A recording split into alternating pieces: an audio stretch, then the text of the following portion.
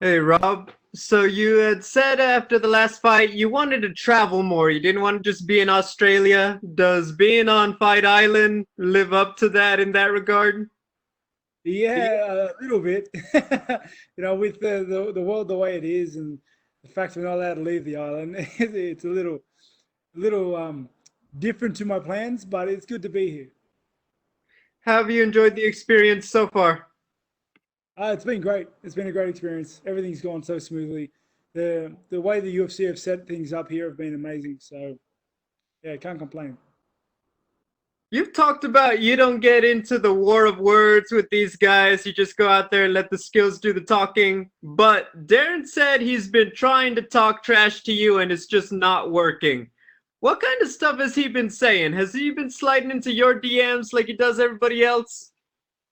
Um, I think a couple of times. I don't know. I don't pay attention to most things though. Like I just worry about what I'm doing. I don't have, eh, yeah, I don't have time for a lot of that stuff. I have a lot of things I'm juggling that I'm really working on at the moment. So you stepped away in March, and you've talked about it a lot. You're just feeling that burnout and everything else. Now that you're back on the track and you're obviously a top contender, you know everything that goes into being the champion and the pressure and the attention. Just very bluntly, do you still want the belt like you did before, knowing how much stress and everything else comes with it? Uh, Honestly, nothing's changed with my hunger to fight. My hunger to fight before was the exact same as it is now. Um, the belt was always just a consequence of winning, and I want to win. I want to fight. I guess I would say it this way. Robert Whittaker becomes the champion again. Would you do anything different in terms of just, I guess, how you conduct yourself and just take care of yourself mentally, in terms of dealing with everything that comes with being the champ? Yeah, I'm sure to have learned a thing or two. It's yeah, I would hope so. But that's neither here nor there. My biggest concern is just trying to topple Darren Till. Last one. Can we get your prediction for Adesanya versus Paulo Costa? No idea. I think Adesanya has the skill set necessary to beat him. Like Costa's dangerous. He's very dangerous. In a lot of different aspects. Got to wait and see. Thanks, Rob. And we will take the next questions from Jordan Wahlberger with the Horn. Hey, Robert, how are you? Good mate. How are you? Good. When you look at Darren Till's previous fights, you quite the accomplished wrestler yourself. Do you take anything from that Tyron Woodley win of how do you go and you defeat someone like Darren Till?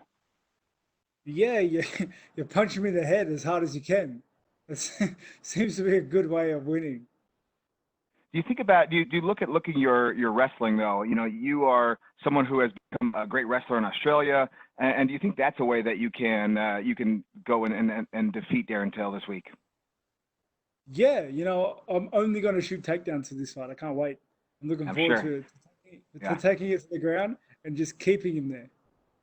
What's been your training like? Obviously, during the pandemic, there's a lot of people that had you had any issues trying to find training partners or anything else like that? Now, fortunately enough, our team has been able to self quarantine ourselves, and we've been fortunate enough to be able to just stick together during this time. We usually don't outsource too much, so we have all our partners. We're all middleweights. We just continued hustling, continued grinding during this period. You have the advantage of being the last card on Fight Island. Have you had the opportunity to talk to anybody before about their experience and what to expect fighting in the arena with the heat, with everything else? You've never fought in Abu Dhabi before, and have you had any opportunity to talk to anyone about that? No, I have not yet. Okay. Is that something you would plan to do, or is that something you feel like you need to do, or? No, you see, my coach has a lot of contacts. He's been here multiple times, so he's been able to get a lay of the land. He's helped me with a lot of tips on what to do and what not to do. So I've been very fortunate in that regard to have plenty of information at my disposal already. Awesome. And last question for me, how do you mentally kind of prepare to come back after, losing your title, making a comeback? And obviously your goal again is to be a champion as you can provide for your family and represent your country. Yeah, I guess I'm just excited to do it. I enjoy doing what I do, and this is what I do, and I'm good at it. Representing the country and going out there and doing my thing, that's just what I was made to do. It's just a natural result of things. Awesome. Congratulations and best of luck this week. Thank you. And we will take our next questions from Nesta McGregor with BBC. Good evening, it is here, Robert from the UK. Despite the accent, I'm really looking forward to this fight, and I'd like to say I'm neutral, by the way. You mentioned taking time off after that defeat and kind of looking within yourself. Lockdown has made a lot of people do that, you know, search for answers and find their true selves. So just tell me a little bit about what you did. Was it go and sit in the mountains and try and find the hunger again? Was it a lot of quiet time? No, I just spent plenty of family time. I took my kids to daycare. I picked them up from daycare. Sometimes I made them peanut butter sandwiches. I did all the little things that I couldn't do normally, and you know, that was very refreshing in a way. Okay. Jorge Masvidal says that Darren Till is the hardest puncher he's ever faced, and that's some accolade. Can you prepare for something like that? Do you get your coach to whack you with a sledgehammer or to hit you with a pneumatic drill? And once you feel the strike of someone, does that automatically change your game plan when you think, I've never been hit like this before? I know you joked about your wrestling. Don't know. To be honest, I think the biggest secret in this game is to not get hit. You know, I'm going to be doing my best to try to not get hit. Yeah, and hit him. You know, that's my secret game plan. If you're wondering, I'm going to try and hit him and not get hit. Good tactics, good tactics. And final question from me: what does the future look like for you? Are we talking Usman, or if Dana said no, drop down and maybe Conor or someone in the welterweight division? Where's your future?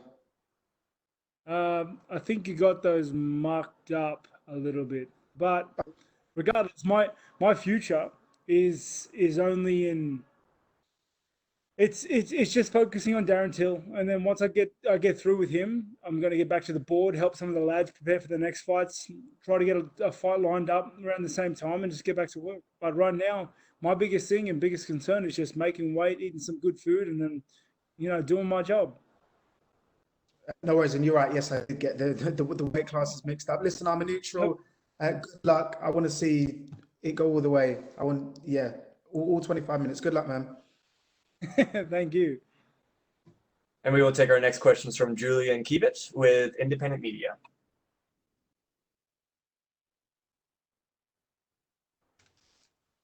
Can you hear me? Yo.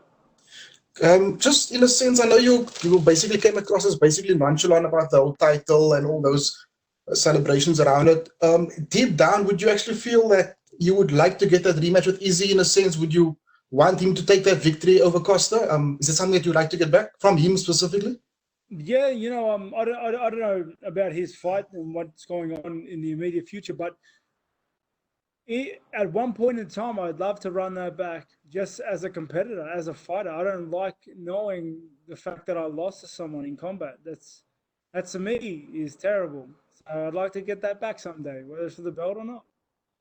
Cool. And then also you spoke about making some peanut butter sandwiches for your kids also now. Do you feel that even despite lockdown, your preparation mentally was better now in this pandemic than what was before your previous fight, spending more time with your family and just focusing on the more important things? 100%. I think there's a silver lining to everything.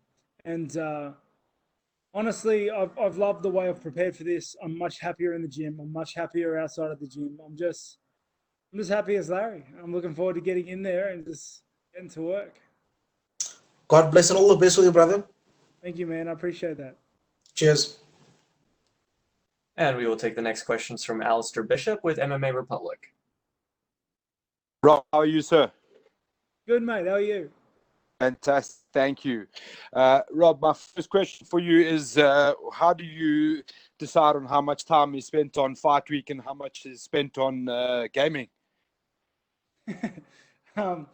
Mate, I haven't stopped playing video games. Like, This is the first time I've left my room in days. Yeah. Is it a matter that you have to decide on when's gaming time and when's training time? No, there's no training time. Like the work's been done. I'm just making weight right now, and then doing whatever the UFC asks me, and then punching on Sunday. Fantastic. I just want to talk about your little rejuvenation period. Do you think going 50 minutes with someone like Yoel Romero kind of puts you in a position where you really need to take a bit of time off? Yeah. I don't want to give all the credit for having a break.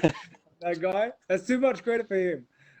He's a terrible fight, by the way. Like he's a hard guy to fight on the best of days. But no, I think honestly the reason for my break was a culmination of the last 5 years. A lot of things have changed. Yeah, who I was 5 years ago isn't who I am today. My life has changed in multiple ways. I have 3 more kids than I had then. And I just don't think I let myself climatize to it all. Okay. I just want to talk about the rise of the talent from Australia and New Zealand. It seems we were seeing a big surge in from that region. What do you think is behind that sort of success in the rise of guys like yourself and Volkanovski and Adesanya and so on? Mate, we've always been good at combat sports down here.